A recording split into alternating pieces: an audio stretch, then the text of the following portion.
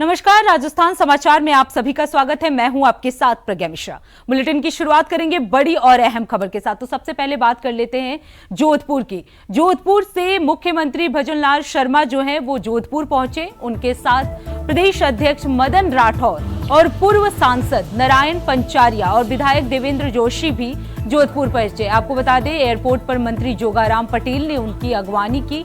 बता दें कि मुख्यमंत्री भजनलाल शर्मा ने जोधपुर पहुंचकर शेरगढ़ विधायक बाबू सिंह राठौर के बेटे को आशीर्वाद दिया। मुख्यमंत्री शर्मा के इस यात्रा में जोधपुर के बीजेपी नेताओं और विधायकों ने उनकी उपस्थिति को लेकर उत्साह भी दिखाया। वहीं कार्यक्रम में क्षेत्र के अन्य प्रमुख जनप्रतिनिधि और गणमान्य व्यक्ति भी शामिल हुए।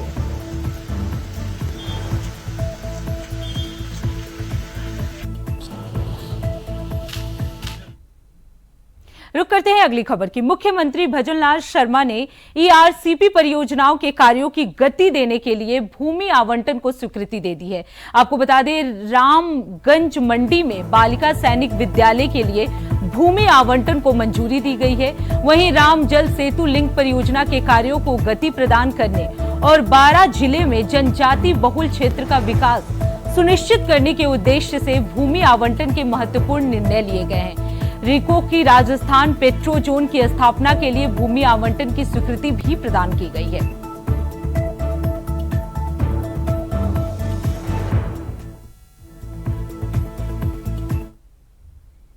रुक करते हैं अगली खबर की। 19 फरवरी को भजनलाल सरकार बजट पेश करेगी। आपको बता दें, 31 जनवरी से विधानसभा का सत्र जो है वो शुरू होने जा रहा है। वहीं सरकार 19 फरवरी को अपना दूसरा बजट पेश करेगी। 31 जनवरी को राज्यपाल के अभिभाषण से बजट सत्र का शुरुआत होगा। वहीं राज्यपाल बनने के बाद हरिभाव बागड़े का विधानसभा में पहली बार अभिभाषण भी होगा। आपको बता दें, 7 फरवरी को अभिभाषण पर हुई बहस पर सीएम जवाब पेश करेंगे और इस बार 2 चरणों में विधानसभा का बजट सत्र चलेगा। मार्च के मध्य तक विधानसभा का सत्र चलने की भी संभावना बताई जा रही है।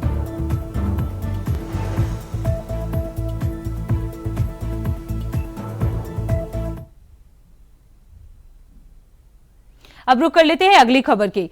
पूर्व मुख्यमंत्री वसुंधरा राजे ने जोधपुर के रेजिडेंसी रोड स्थित राजमाता विजया राजे सिंधिया के स्मारक का दौरा किया और वहां की हालत देखकर नाराजगी भी जताई।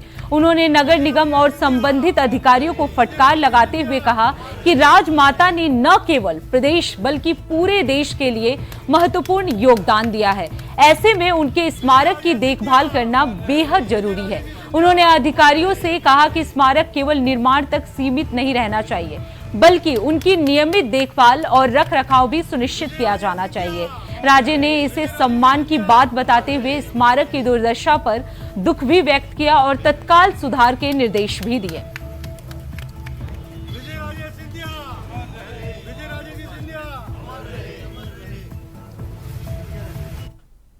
रुक करते हैं अगली खबर की। खबर जयपुर से है, जहां देश के विभिन्न विश्वविद्यालयों के छात्र आज से विधानसभा में शुरू हुई 2 दिवसीय युवा संसद में भागीदारी कर रहे हैं। विधानसभा अध्यक्ष वासुदेव देवनानी ने दीप जलाकर इसकी शुरुआत की। वहीं इस युवा संसद की शुरुआती दौर में युवा राष्ट्रीय पर्यावरण विषय पर 2 दिन तक चर्चा की जाएगी और देवनानी ने बताया कि युवा संसद के तहत राष्ट्रीय पर्यावरण पर देश के युवाओं को समाज में शाश्वत विकास और पर्यावरणीय स्थिति से अवगत कराने का प्रयास भी किया जा रहा है। साथ ही युवाओं का चयन करने के लिए स्टूडेंट्स फॉर डेवलपमेंट ने देश में 3 स्तरों पर एक चयन प्रतियोगिता का भी आयोजन किया है।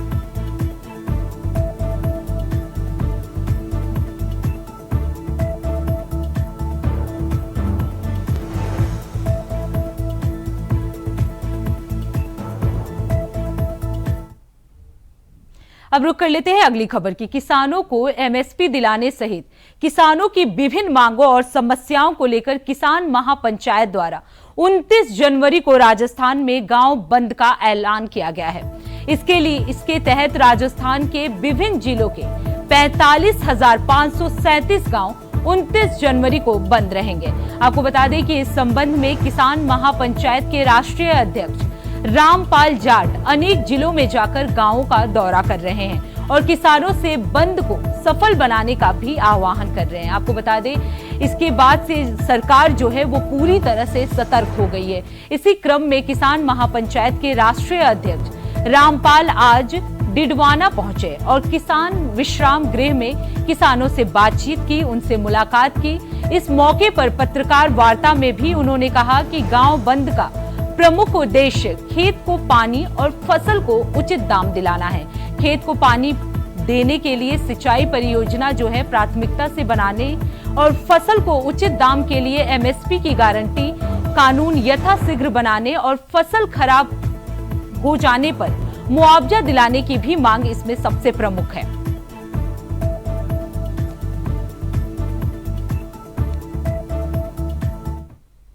जीवन रेखा पूर्वी राजस्थान नहर परियोजना में वर्ष 2017 में तैयार की गई डीपीआर के अनुसार राजस्थान को प्राप्त होने वाले पानी की मात्रा 3510 मिलियन घन मीटर है।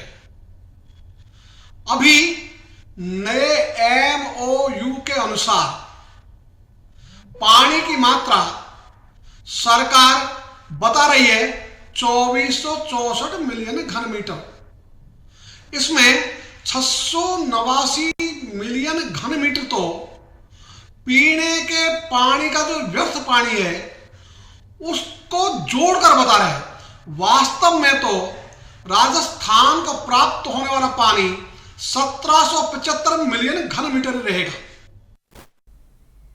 अब रुक कर लेते हैं अगली खबर की। जयपुर नगर निगम हेरिटेज की कार्यवाहक मेयर कुसुम यादव का कार्यकाल आज पूरा होने जा रहा है। ऐसे में मेयर के एक्सटेंशन के साथ ही नगर निगम हेरिटेज में संचालन समितियों के गठन को लेकर आज शाम तक फैसला भी हो सकता है, जिसको लेकर आज दोपहर में यूडीएच मंत्री झावर सिंह खर्रा बीजेपी नेताओं के साथ बैठक करेंगे। दरअसल पिछले साल 23 सितंबर के दिन भ्रष्टाचार के मामले में एसीबी द्वारा चालान पेश करने के बाद मुनेश गुर्जर को सरकार ने पार्षद और मेयर के पद से निलंबित कर दिया था। मुनेश के पति सुशील गुर्जर के साथ 2 अन्य व्यक्तियों को पट्टा जारी करने के एवज में रिश्वत मांगने के मामले में गिरफ्तार भी किया गया था। आपको बता दें, इस प्रकरण में एसीबी ने मुनेश गुर्जर को भी आरोपित बनाया था। इसके बाद सरकार ने 24 सितंबर को सरकार ने आदेश जारी करते हुए कुसुम यादव को कार्यवाहक मेयर नियुक्त किया था। उस समय इनका कार्यकाल 60 दिन का था, जिसे पूरा होने पर एक बार फिर से उनका कार्यकाल 60 दिन के लिए बढ़ा दिया गया था। वहीं अब इनका कार्यकाल जो है एक बार फिर से समाप्त होने वाला है। तो कुसुम यादव का कार्यकाल जो है वो पूरा हो चुका है, उनका कार्यकाल अब समाप्त होगा। इसी को लेकर बैठक की जाएगी। समितियों के गठन पर भी फैसला लिया जा सकता है। आपको बता दें, यूडीएच मंत्री नेताओं के साथ जो है बैठक करेंगे।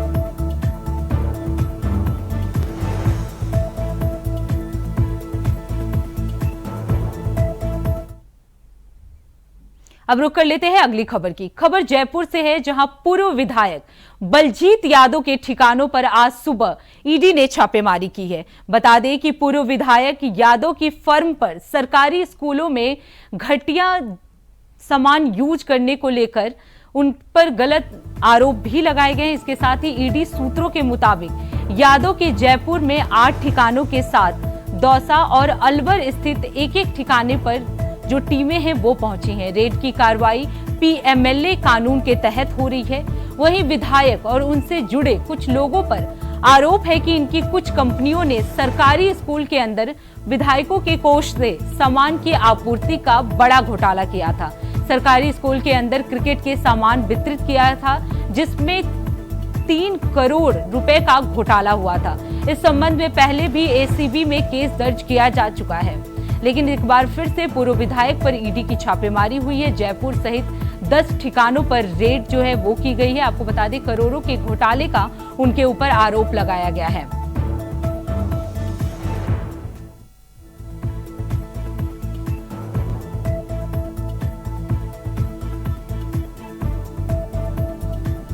इस खबर पर ज्यादा जानकारी देने के लिए हमारे साथ भुवनेश टाक जो है वो जुड़ गए हैं। भुवनेश, अगर देखा जाए तो शिकायत दर्ज हुई। अब ऐसे में पीएमएलए कानून के तहत ईडी की कार्रवाई भी हो रही है। इसको किस तरीके से समझे और इस दौरान ईडी कैसे काम करता है, जरा ये समझाइए। देखिए, प्रज्ञा जो पूर्व विधायक है बलजीत यादव, इनके 10 ठिकानों पर ईडी की कार्रवाई चल रही है। इसमें से 8 जो ठिकाने हैं वो जयपुर राजधानी में स्थित है और एक दौसा और अलवर में उनका जो ठिकाना है उस पर ईडी की कार्रवाई चल रही है। अब हम बताएंगे कि ये जो पूर्व विधायक है ये बहरोड जो जगह है वहां से निर्दलीय विधायक चुनकर आते थे और पिछली जो अशोक गहलोत की सरकार थी उसमें इन्होंने बाहर से समर्थन दिया था। राज्यसभा के जो चुनाव हुए उसमें भी इन्होंने कांग्रेस को वोट दिया था। और सबसे मुख्य बात जो है इस कार्रवाई के दौरान जो आज की जो राजनीतिक जो गलियारे है उनमें जो सियासी चर्चा हो रही है उसका मुख्य कारण ये है कि बलजीत यादव जब ये विधायक थे तो इन्होंने एक मुहिम छेड़ी थी भ्रष्टाचार के खिलाफ और इन्होंने ऐलान किया था कि अगर कोई भ्रष्टाचार की शिकायत लेकर आता है और उसमें सच्चाई होती है, उस पर कार्रवाई होती है तो विधायक की ओर से 51,000 रुपए का इनाम उस शिकायतकर्ता को देने का इन्होंने ऐलान किया था, जो बहुत ही एक चर्चा का विषय बना था। यानी कि भ्रष्टाचार के खिलाफ जो मुहिम चलाने वाले ये पूर्व विधायक है, अब इन पर भ्रष्टाचार का आरोप लगा है। भ्रष्टाचार का आरोप ये है कि विधायक कोष से इन्होंने कुछ सरकारी स्कूलों में खेल सामग्री वितरित की थी। उस खेल सामग्री में क्रिकेट के किट और अन्य खेलों से संबंधित किट थे, जो बताया जाता है कि वो बहुत ही घटिया और निम्न स्तर के थे, लेकिन उन्हें बड़ी कीमत पर और महंगे स्तर पर खरीदा गया था। इसी की एक शिकायत है वो इनके खिलाफ की गई थी और उसी के दौरान ये कार्रवाई चल रही है। अब पूर्व विधायक जो बलजीत यादव है, हालांकि उन्होंने अभी तक मीडिया के सामने इस तरह का कोई बयान नहीं दिया है जिससे ये बात उसके सामने आए कि अभी तक क्या कुछ कार्रवाई हुई या कितनी रिकवरी है, क्या दस्तावेज जो है वो जब्त किए गए, और न ही ईडी के अधिकारियों के द्वारा आधिकारिक रूप से इसका कोई बयान सामने आया। लेकिन जो कार्रवाई चल रही है इसको लेकर राजधानी जयपुर सहित पूरे राजस्थान भर के जो राजनीतिक क्षेत्र से जुड़े हुए लोग हैं, अन्य जो लोग हैं, तो उनमें ये चर्चा का विषय जरूर बना हुआ है। जी प्रज्ञा। भुवनेश, अगर बात की जाए क्योंकि छापेमारी जो है वो सुबह से ही चल रही है, छापेमारी के दौरान क्या कुछ सबूत जो है वो इकट्ठे हुए हैं, अपडेट के साथ जरा बताइए।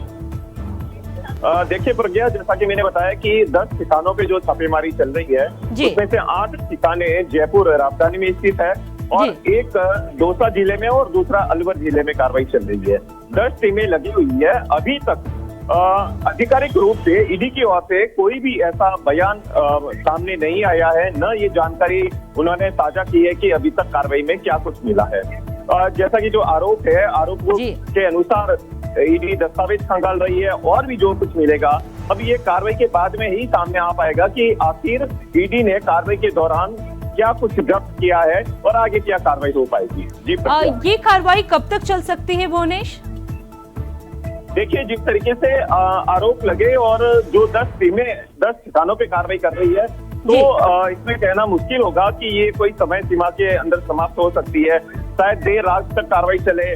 देर रात के बाद में भी अगर ईडी को लगता है कि क्योंकि जो पूर्व विधायक हैं इनके कई सारे जो ऑफिस है, कई सारे ठिकाने हैं, अन्य प्रॉपर्टी है, उन पर ये सर्च ऑपरेशन चल रहा है। इनकी जो कंपनी थी विधायक की, उसी कंपनी ने सप्लाई किया था, तो उसकी जो दस्तावेज वगैरह है वो भी जुटाने हैं। और ईडी की जब कार्रवाई होती है तो हम सबको पता है कि उन्हें पुख्ता सबूत चाहिए और बिना सबूतों के आधार पर न तो ईडी कार्रवाई करती है और ना ही कोई छापेमारी होती है। तो भुवनेश, अगर देखा जाए क्योंकि ईडी की छापेमारी हुई है, विधायक पे आरोप भी है कि काफी घोटाला हुआ था, स्कूल घोटाला भी हुआ था, लेकिन अगर देखा जाए तो क्या इसमें किसी अधिकारी के भी नाम सामने आए हैं? देखिए प्रज्ञा की सबसे पहले तो जिस कंपनी ने ये सामग्री का वितरण किया था, जो पहुंचाई थी सरकारी स्कूलों में, वो कंपनी चूंकि पूर्व विधायक की स्वयं की थी, तो उस कंपनी के दस्तावेज खंगाले जा रहे हैं और इसी के बाद में जो कड़ी से कड़ी जुड़ेगी, क्योंकि इसमें जो टेंडर हुआ था या विधायक कोष ने विधायक के द्वारा जो कोष इसमें पारित किया गया था, जो आवंटित किया गया था, वो कहीं ना कहीं सरकारी अधिकारियों के द्वारा ही पहुंचता है उन सरकारी स्कूलों में। तो जाहिर सी बात है कि उसमें कहीं ना कहीं जो सरकारी तंत्र है उनके भी कुछ लोग मिले हुए होंगे, जिनकी मिली भगती रहेगी वो भी सामने आएगी। लेकिन ये सारी जानकारी जो है एक बार दस्तावेज जब हाथ लग जाए ईडी के और जांच के बाद में ही पता लग पाएगा। बिल्कुल भुवनेश, अब देखना ये होगा कि जांच में क्या कुछ निकलकर सामने आ रहा है। भुवनेश, आप हमारे साथ बने रहिएगा, आगे भी आपका रुख करेंगे। तो पूर्व विधायक पर ईडी की छापेमारी हुई है। सुबह से ये छापेमारी चल रही है उनके 8 ठिकानों पर, उसमें से जयपुर भी एक ठिकाना है, उस पे भी चल रही है। अब रुक कर लेते हैं अगली खबर की। खबर जयपुर से है, जहां राज्य सरकार बजट की तैयारियों में जुट गई है, जिसको लेकर राज्य की उप मुख्यमंत्री दिया कुमारी ने बयान दिया है, जिसमें उन्होंने कहा है कि पिछली करीब 90% योजनाएं जो हैं वो लागू हो चुकी हैं और डीपीआर बनाई जा रही हैं। दिया कुमारी ने आगे ये भी कहा कि बजट में युवाओं को रोजगार पर खास ध्यान दिया जाएगा, जिससे रोजगार बढ़ सके। तो उप मुख्यमंत्री दिया कुमारी का बयान जो है वो बजट को लेकर सामने आया है। जो प्रैक्टिस है कि हर वर्ग से सुझाव लेने वाली, ये तो पिछली बार ही अपनाई थी और मुख्यमंत्री जी खुद भी इन बैठकों को ले रहे हैं। हर क्षेत्र से अलग अलग जो वहां के प्रतिनिधि हैं उनको बुलाया गया है और उनसे उनके सुझाव लिए और पिछली बार भी शामिल किया गया था उनके सुझावों को और इस बार भी करेंगे। मैं तो ये कहूंगी, और जो आप कह रहे हैं कि पिछली घोषणाएं कितनी धरातल पर उतरी, तो कम से कम 90% तो हमारी उतरी हैं और सब कुछ अब पटरी पर है। कई जो घोषणाएं हैं उनकी डीपीआर्स बन रही हैं। अगर हम रोड्स की प्रोजेक्ट की बात करें, जो बड़े बड़े जो 9 एक्सप्रेसवेज की उनकी डीपीआर बन रही है। बहुत सारी ऐसी घोषणाएं हैं जिनकी शिलान्यास भी हो गए हैं, बहुत सारी चीजों का तो लोकार्पण भी हो गया। बहुत खुशी की बात है, 6 ही महीने हुए हैं।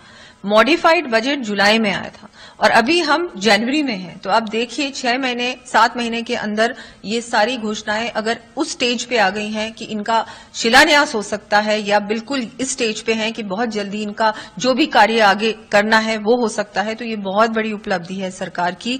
हर प्रकार से हर डिपार्टमेंट काम कर रहा है और इस बजट में भी हम लोग सब हर वर्ग को ध्यान में रखते हुए एक बहुत अच्छा समावेशी बजट। हमारे साथ लगातार भुवनेश टाक जो है वो बने हुए हैं। भुवनेश, अब एक बार फिर बजट को लेकर दिया कुमारी ने अपना बयान दिया है कि जितनी भी पिछली योजनाएं जो थी वो 90% जो है वो पूरी की जा चुकी है। तो क्या लगता है इस बार के बजट में क्या कुछ खास होने वाला है, क्योंकि लगातार जो सुझाव हैं वो जनता से लिए जा रहे हैं? जी प्रज्ञा, देखिए कि आगामी जो बजट सत्र है वो शुरू होगा। विधानसभा का सत्र 31 जनवरी से शुरू होने जा रहा है और 1 साल बीत चुका है। तो जाहिर सी बात है कि राजस्थान में जो आम जनता है उनको सरकार से बहुत ज्यादा उम्मीद है और इसी को लेकर मुख्यमंत्री भजनलाल शर्मा जो है वो लगातार सभी वर्गों के साथ में लगातार संपर्क कर रहे हैं, बैठकें कर रहे हैं, उनके साथ चर्चा कर रहे हैं कि बजट में क्या कुछ उनको उम्मीदें हैं या सरकार से वो क्या चाहते हैं।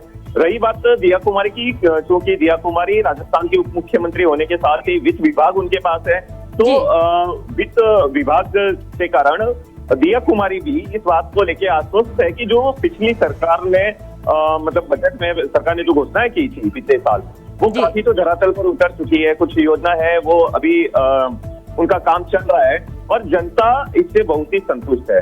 और अब जो बजट से उम्मीदें है, क्योंकि दिया कुमारी खुद लगातार जनसंपर्क करती रहती है, आम जनता से मिलती है, जनता दरबार लगता है उनका और पूरे प्रदेश भर में उनका जो विचरण रहता है, भ्रमण रहता है, उसके कारण आम जनताओं की जो दर्द है, आम जनता की जो मांग है, क्या चाहते हैं वो बजट में, क्या उम्मीदें हैं आम जनता को, तो उसको लेकर लगातार जो चर्चाएं होती रहती है। तो उसी को लेके अब ये तय किया जा रहा है कि आगामी बजट में सरकार के द्वारा आम जनता को राहत पहुंचाने के लिए क्या कुछ होना बाकी। और क्योंकि इसमें अभी जो विधानसभा चुनाव चल रहा है दिल्ली के अंदर, उसको लेकर बहुत ही महत्वपूर्ण ये राजस्थान का बजट होने वाला है, क्योंकि जो केजरीवाल जो है, अरविंद केजरीवाल, आम आदमी पार्टी के संयोजक, उन्होंने हाल ही में एक बयान दिया था कि राजस्थान में जिन सरकारी स्कूलों को बंद किया गया उसी बात को लेके उन्होंने ट्वीट करके कहा था और एक सभा में भी संबोधित करते हुए कहा था कि अगर दिल्ली के अंदर भाजपा की सरकार आती है तो जिस तरीके से उन्होंने राजस्थान में सरकारी स्कूलों को बंद किया तो वो दिल्ली में भी ऐसा कर सकती है। इसीलिए कहीं ना कहीं ये बात सामने जरूर आती है कि राजस्थान का ये जो बजट है, क्योंकि ये विधानसभा सत्र 31 जनवरी को शुरू होने जा रहा है और इसके दौरान ही ये दिल्ली विधानसभा चुनाव भी चल रहा है, तो इसका प्रभाव जरूर मिलेगा। क्योंकि दिल्ली विधानसभा चुनाव जो है वहाँ अक्सर इस तरीके की राजनीतिक चर्चाएं सामने आती कि देश भर में क्या हो रहा है, उनका असर देश की राजधानी दिल्ली में भी पड़ेगा। तो इन सारी बातों को लेके मुख्यमंत्री और उप मुख्यमंत्री सहित जो मंत्रिमंडल है, और आज मैं बताना चाहूंगा कि भाजपा के जो प्रदेश अध्यक्ष हैं मदन राठौड़, उन्होंने भी अपने जो मोर्चे जो है भाजपा के अन्य मोर्चे, सभी मोर्चे, उनके पदाधिकारियों के साथ में अभी बैठक की है और उस बैठक में भी उनसे चर्चा की गई कि बजट में क्या कुछ होना चाहिए, क्या सकारात्मक सुझाव हो सकते हैं आम जनता के बीच में, क्योंकि भुवनेश, क्या कुछ सुझाव अभी तक आए हैं? देखिए प्रज्ञा, ये अभी जब हम इस खबर को चला रहे हैं, ऑन एयर हो रहे हैं टीवी पे, इसी दौरान वो बैठक अभी चल रही है भाजपा प्रदेश कार्यालय में। उसी बैठक में सभी मोर्चों से जो चर्चा हुई, जो बातचीत हुई, उसका भी एक आधिकारिक बयान प्रदेश अध्यक्ष मदन राठौड़ के द्वारा आएगा। कुछ ही देर में हम उनसे भी बात करेंगे और खबर हमारे दर्शकों तक पहुंचाएंगे। लेकिन लगातार मुख्यमंत्री के द्वारा कई चर्चा से जो है वो जी, अलग बिल्कुल बिल्कुल भुवनेश, इस बार देखना होगा कि आखिर इस बार के बजट सत्र में क्या कुछ खास होने वाला है। बहुत बहुत धन्यवाद भुवनेश इस खबर पे ज्यादा जानकारी देने के लिए।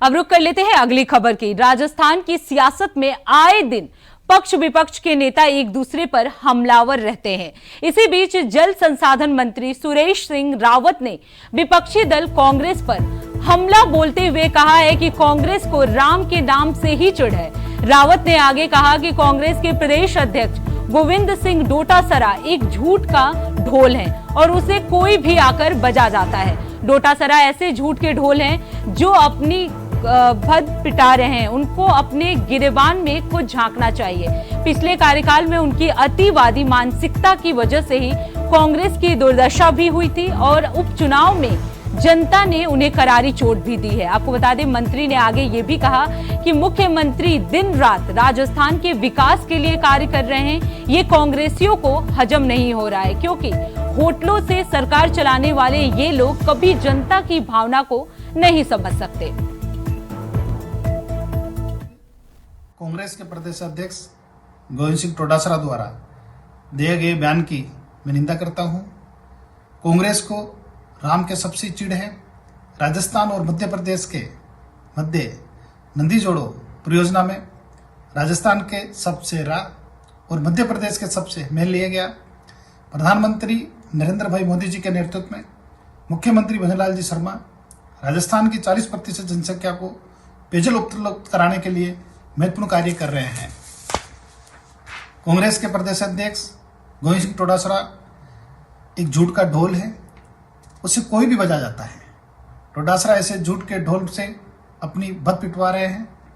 इन्होंने अपने गिरेबान में झांकना चाहिए कि पिछले कार्यकाल में उनकी अतिवादी मानसिकता की वजह से ही आज कांग्रेस की दुर्दशा हुई और उपचुनाव में जनता ने करारी चोट दी है। अब रुक कर लेते हैं अगली खबर की। भ्रष्टाचार निरोधक ब्यूरो यानी एसीबी ने जयपुर में बड़ी कार्रवाई को अंजाम देते हुए एक निजी बीएड कॉलेज के प्रिंसिपल और दलाल को 25,000 रुपए के घूस लेते हुए गिरफ्तार कर लिया है। इन्होंने परिवादी से प्रैक्टिकल में फेल नहीं करने और अटेंडेंस शॉर्ट नहीं करने और कॉलेज के रिवीलिंग लेटर देने के बदले 42,000 रुपए की रिश्वत मांगी थी। बाद में सौदा 25,000 रुपए में तय हुआ। इसी बीच परिवादी ने एसीबी को शिकायत कर दी।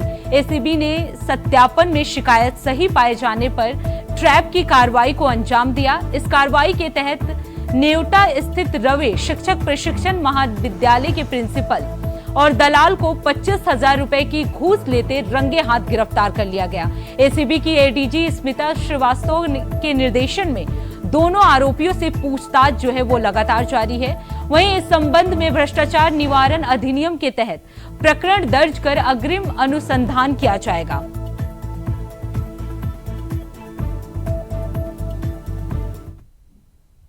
अब रुक कर लेते हैं अगली खबर की। राजस्थान के नागौर सांसद और राष्ट्रीय लोकतांत्रिक पार्टी यानी आरएलपी के प्रमुख हनुमान बेनीवाल ने दिल्ली विधानसभा चुनाव में आम आदमी पार्टी को समर्थन देने की घोषणा की है। उन्होंने अरविंद केजरीवाल की नीतियों और उनकी काम की प्रशंसा करते हुए कहा कि आप किसानों, जाटों और आम आदमी के लिए काम कर रही है, जो भारतीय जनता पार्टी यानी बीजेपी कभी नहीं कर सकती। हनुमान बेनीवाल ने बीजेपी पर निशाना साधते हुए कहा कि विपक्षी नेताओं को दबाने के लिए ईडी और सीबीआई का दुरुपयोग किया जा रहा है। उन्होंने इसे लोकतंत्र की हत्या भी करार दिया। बेनीवाल ने आगे कहा कि हर दिन अरविंद केजरीवाल को गिराने की कोशिशें हो रही हैं। ये लोकतंत्र के खिलाफ षड्यंत्र है। दिल्ली की जनता अरविंद केजरीवाल के कामों से काफी प्रभावित है।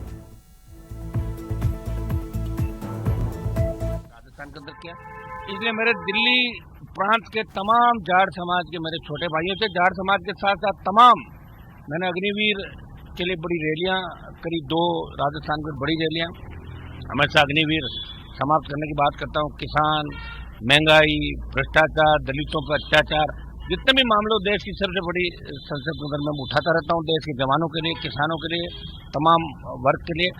तो मैं मेरे समाज, जाट समाज के नौजवानों से अपील करता हूं, दिल्ली प्रांत के अंदर हनुमान बेनीवाल आपकी लड़ाई लड़ रहा है, प्रयास कर रहा है। आप सब भारतीय जनता पार्टी को इस चुनाव के अंदर सबक सिखाएं, बीजेपी के खिलाफ आप पार्टी को वोट करें। केजरीवाल जी निश्चित रूप से हमारी लड़ाई लड़ेंगे, हम सब लोग लड़ रहे हैं, पंजाब में लड़ाई चल रही है, राजस्थान में लड़ रहे हैं, और भी लोग लड़ रहे हैं। और मैं धन्यवाद दूंगा केजरीवाल जी का कि आज दिल्ली के अंदर हमेशा इनके घर से मुश्किल से 2-3 किलोमीटर प्रधानमंत्री का आवास होगा, और वहां से उठते ही सुबह रोज ये किया जाता है कि किस तरह। अब रुक कर लेते हैं अगली खबर की। खबर चित्तौड़गढ़ से है, जहां इस साल 76वें गणतंत्र दिवस पर जिला स्तरीय समारोह इंदिरा गांधी स्टेडियम में मनाया जाएगा और इस अवसर पर राजस्थान सरकार के सहकारिता मंत्री गौतम दत्त ध्वजारोहण करेंगे। वहीं कार्यक्रम के अंतिम तैयारियों के तहत इंदिरा गांधी स्टेडियम में रिहर्सल की गई। रिहर्सल के दौरान विभिन्न कार्यक्रमों की योजना पर अंतिम रूप भी दिया गया। जानकारी के अनुसार गणतंत्र दिवस के मुख्य कार्यक्रम में सुबह 9 बजे सहकारिता मंत्री गौतम दत्त ध्वजारोहण करेंगे और इसके बाद परेड की सलामी और निरीक्षण का आयोजन किया जाएगा।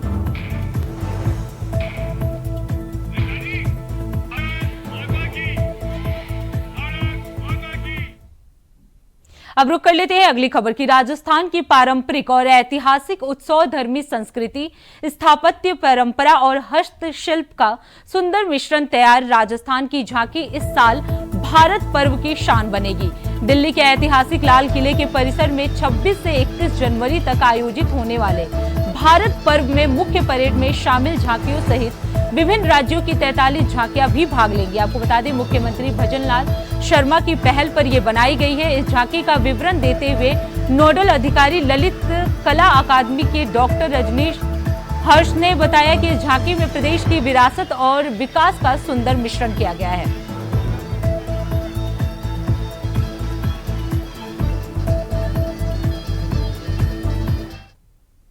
खबर जयपुर से है, जहां हाईकोर्ट को 3 नए न्यायाधीश मिल गए हैं। आपको बता दें, सुप्रीम कोर्ट कोलेजियम की सिफारिश को केंद्र सरकार ने मंजूरी दे दी है। वहीं राष्ट्रपति भवन से तीनों न्यायाधीश अधिकारियों के नियुक्ति के आदेश भी जारी हुए हैं। न्यायिक अधिकारी प्रमोल कुमार माथुर, चंद्र प्रकाश श्रीमाली और चंद्रशेखर शर्मा के नाम की कॉलेजियम की सिफारिश को मंजूरी मिल गई। आपको बता दें कि 22 दिसंबर को सुप्रीम कोर्ट कोलेजियम ने सिफारिश की थी।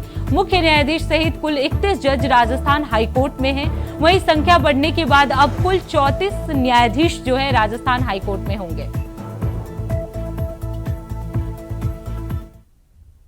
खबर पाली से है, जहां मारवाड़ जंक्शन में नाबालिग बहन से दरिंदगी कर उसे गर्भवती करने के मामले में पॉक्सो कोर्ट ने सजा सुनाई है। दोनों पक्षों के अधिवक्ताओं की बहस और गवाहों के बयान के बाद जज ने आरोपी को 10 साल की कठोर कारावास की सजा सुनाई है। आपको बता दें, पाली के पॉक्सो कोर्ट के विशिष्ट लोक अभियोजन कुलदीप सिंह ने बताया कि 24 जुलाई 2024 को मारवाड़ जंक्शन थाने में पीड़िता ने अपने चाचा के साथ रिपोर्ट दर्ज करवाया था। इस मामले में बताया गया कि माता पिता की मौत के बाद नाबालिग अपने चचेरे भाई के साथ रहती थी। वहीं उसे घर में अकेला देखकर नाबालिग बहन को डरा धमकाकर उसके साथ दरिंदगी की गई।